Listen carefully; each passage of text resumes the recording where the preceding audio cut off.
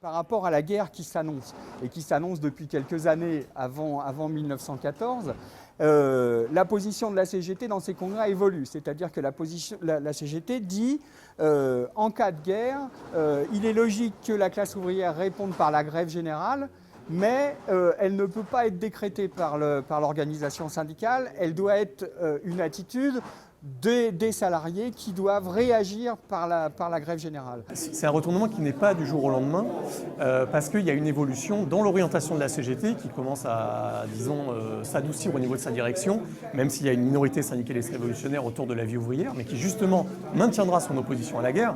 Donc les engagements d'avant 14 se retrouvent parfois pendant la guerre, pas toujours. Au sein du Parti socialiste, l'ensemble des fractions, des différents courants qui existent éclateront totalement à la déclaration de guerre. Et on se retrouvera avec une division en 3 partis, mais qui sera totalement différente de ce qui existait avant 14.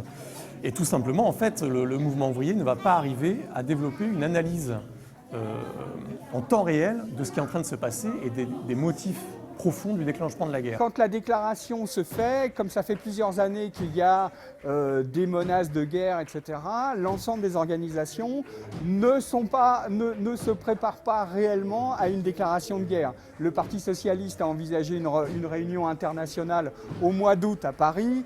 La CGT a prévu un congrès confédéral en septembre. La déclaration de guerre surprend l'ensemble des responsables syndicaux et politiques parce que, principalement, ils ne veulent pas le croire à cette guerre et que, d'autre part, on sent un mouvement de recul dans les mobilisations.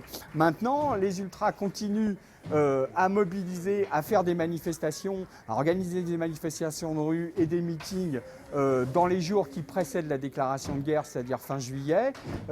Mais à mon sens, aucune stratégie n'est mise en place par rapport à cette situation. Le discours gouvernemental sur « nous nous défendons face à l'attaque allemande » va en fait porter, y compris au sein de la classe ouvrière, et donc la majorité, y compris des syndiqués, quand le 1er août, l'ordre de mobilisation générale est annoncé, ils partiront.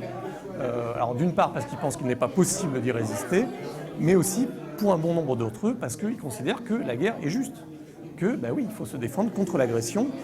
Et il y a tout un fond de germanophobie qui va pouvoir ressortir.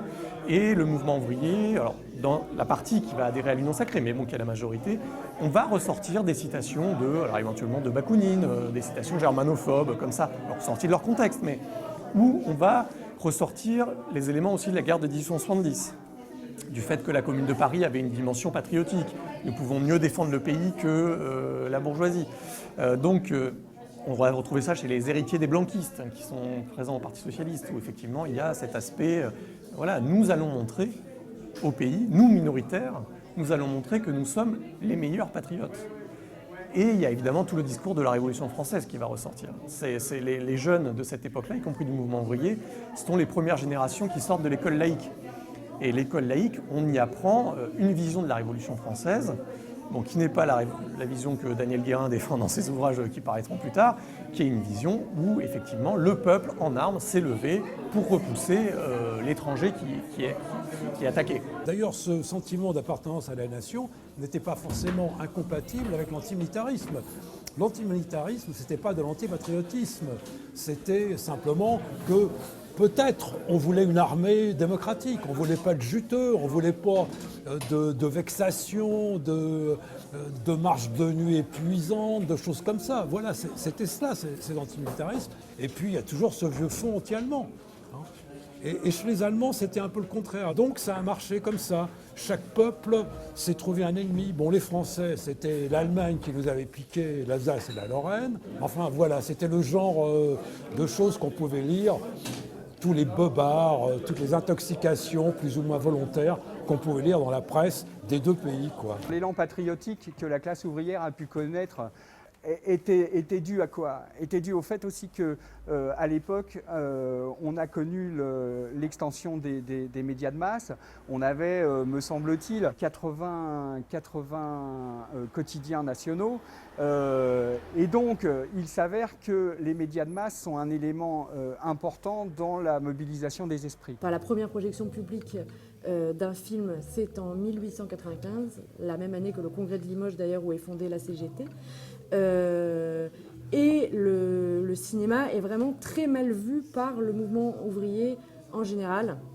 Donc c'est considéré comme déjà éloignant l'ouvrier de la révolution. Enfin voilà, c'est un divertissement voilà, qui peut donner, enfin, voilà, qui va l'abêtir ou la servir, qui va également lui donner des idées patriotiques, des idées militaristes, et qui également va voilà, lui donner envie de faire la guerre. Du coup, l'idée du cinéma du peuple, c'est de dire il y a ce poison qui est le cinéma capitaliste. Nous allons faire un contrepoison. Nous allons faire un cinéma pour le mouvement ouvrier.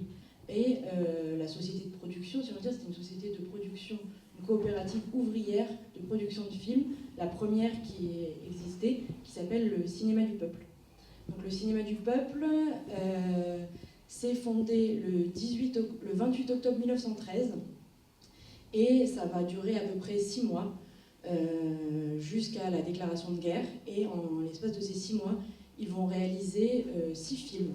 Dès 1910, 1912, des premières projections sont organisées voilà, par Gustave Cauvin ou peut-être par d'autres, mais principalement par Gustave Cauvin, qui semble vraiment être un individu isolé, unique, qui du coup, lui, s'empare du cinéma. Et à sa suite, du coup, d'autres militants se mettent à se dire que le cinéma, c'est un peu comme si c'était un fait social de l'époque. On ne peut pas faire sans. Donc, puisqu'on ne peut pas faire sans, il faut s'en servir pour lutter contre lui. Il faut se servir des armes de l'adversaire pour pouvoir le combattre. Donc, se servir du cinéma, entre autres. Ce qui est proclamé, évidemment, voilà, c'est de faire un cinéma différent, c'est de faire un cinéma qui glorifie le mouvement ouvrier, un cinéma qui lutte contre l'alcoolisme, un syndicat qui dénonce les inégalités, un cinéma qui dénonce les inégalités sociales.